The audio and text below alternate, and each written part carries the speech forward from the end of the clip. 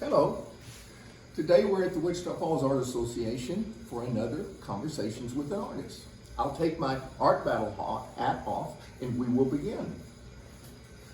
Today we are talking to Paula Savage, and she is going to take us on an adventure with the types of work that she does. Okay. Okay.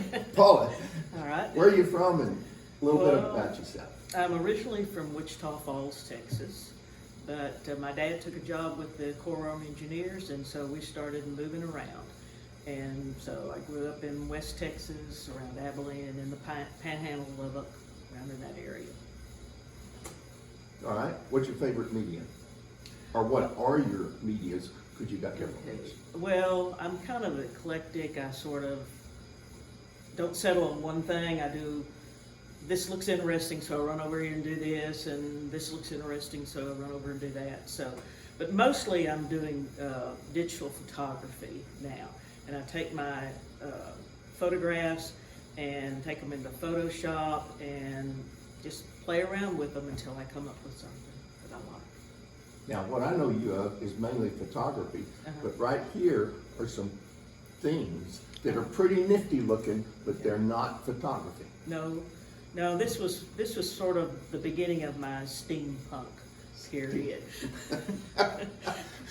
So I was, I looked through magazines and all kinds of things, and I thought, well, that's kind of nifty. What can I do with this? What can I do with that?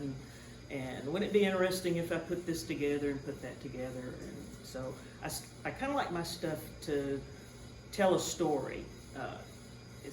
And when the viewer looks at it, I want them to look at it and kind of get their imagination going while they look at this item or this part of it and start to wonder, I would what's never going have on? called Paula Savage a punk, what do you call A that? steampunk. A steampunk person.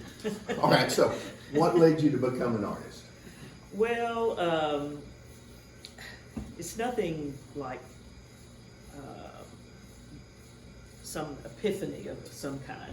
When I was graduating from high school in the 60s, late 60s, acceptable occupations for women at that time were teaching and being a secretary, and I didn't want to do either of those.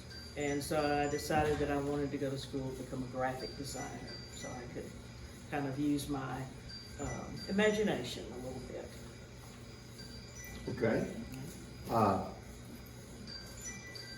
Where do you find your inspiration? Inspiration. Inspiration. Inspiration, yes.